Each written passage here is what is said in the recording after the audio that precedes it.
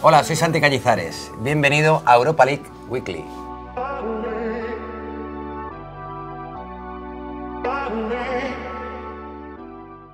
Welcome to the beautiful setting of sunny Valencia for a Spanish Europa League Weekly special for the round of 16. Before we get stuck into the show, let's look back at what happened in the last 32.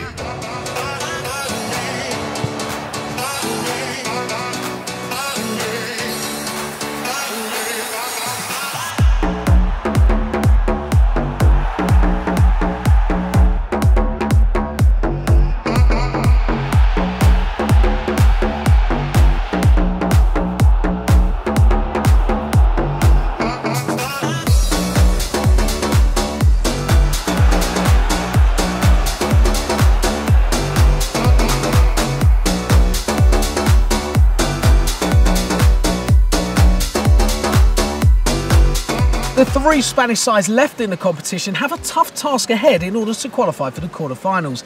Five-time champion Sevilla face Slavia Praha, Villarreal have a tricky tie against Russian giant Zenit St. Petersburg, and here in Valencia, the opposition are the surprise package in this season's tournament, FC Krasnodar. On this week's show, we bring you a Europa League Spanish special. Our European football expert breaks down the draw and gives us his daily fantasy picks. And To Remember to Forget is back. But first, we start in safe hands today. Legendary Spanish goalkeeper Santiago Cañizares joined us earlier on to discuss Valencia's chances for success, the Europa League, and gave us an insight into life as a goalkeeper. La Europa League es el título europeo que ha ganado Valencia en los últimos años. Lo ganó contra Olympique de Marsella en un magnífico partido, ganando a un equipo duro, difícil, con grandes jugadores como Bartés o como Drogba en el ataque. Para nosotros fue un año especial. El título está en las vitrinas del Valencia, para esa generación es una gran satisfacción. Y ha llegado a este momento de la competición, donde no hay tantos partidos, donde se han eliminado ya más de la mitad de los equipos. Pueden pasar muchas cosas, porque estamos hablando de eliminatorias a doble partido, 180 minutos.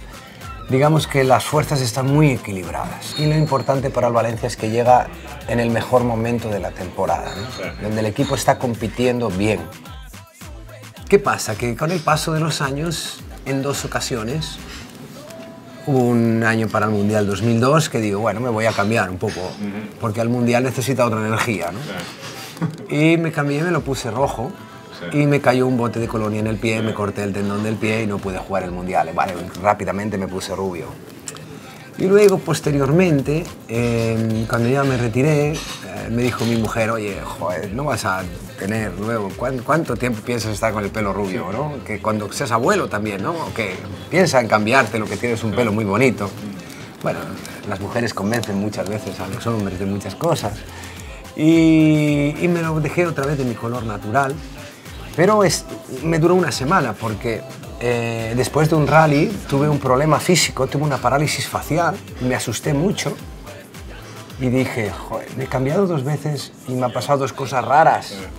Así es que corriendo me puse otra vez rubio y creo que ya no me lo voy a cambiar.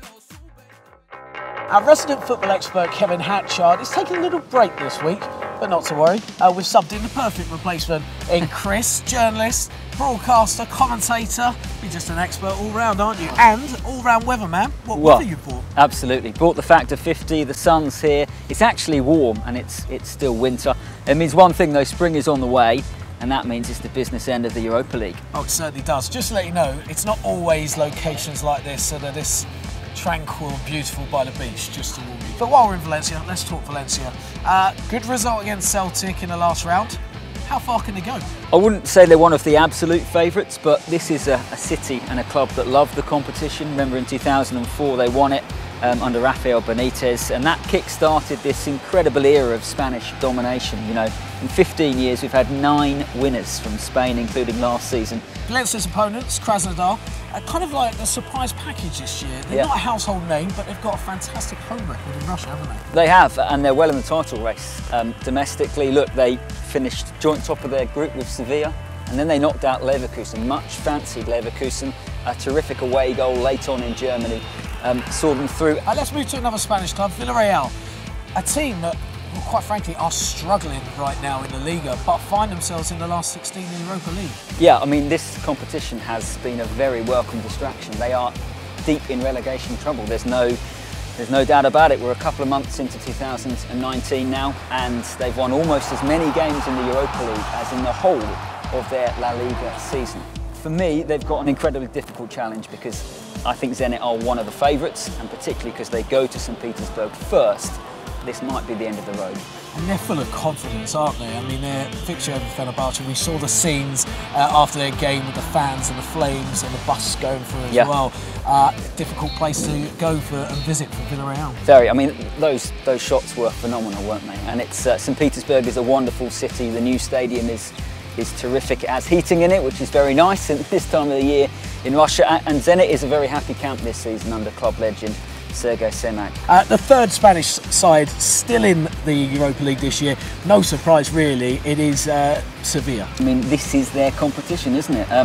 The last 2 years they've almost given other teams a chance because they got through to the knockout stages of the Champions League. The one question mark is about the coach Pablo Machin, and it's not because he's not a good coach. He did terrifically at Girona and he's had an okay first season, but this is a step up.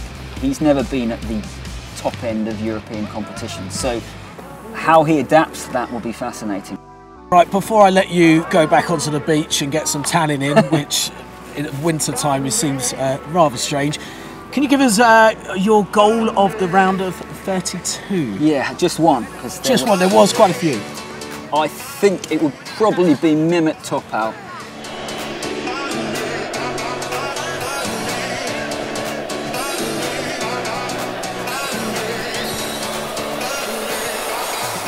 Brilliant curling effort, just perfection into the top corner. It actually had Fenerbahce on course to go through when he scored it. Would have been a goal worthy of securing Fenerbahce a place in the last 16. Now at the start of the year, we travelled to Monaco to meet the king of the Europa League, Radamel Falcao.